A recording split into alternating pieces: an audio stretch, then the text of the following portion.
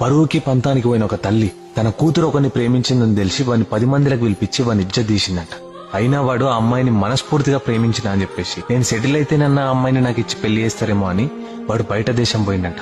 దేశం పోయిన వారం రోజులకి అమ్మాయికి ఇంకో సంబంధం తీసుకొచ్చారట.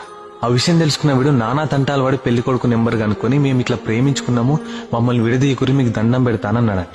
అది విన్న పెళ్లి కొడుకు వాళ్ళ అమ్మాయిని తీసుకుని పిల్లలు ఇంటికి పోయి ఇట్లా అంటున్నాడంట, నీ పిల్ల ఇంకొకరిని ప్రేమించింది, ఇప్పుడు నేను పెళ్లి చేసుకుంటే నా బతకాగమవుతుంది అని చెప్పేసి అంటే వాళ్ళ తల్లిదండ్రి కాలు చేతులు పట్టుకుంటే ఈడొక మాట అన్నాడంట, మీకున్న ఎకరం పొలము ఇప్పుడే రాసి నేను కళ్ళు మూసుకొని పెళ్లి చేసుకుంటా అన్నాడట.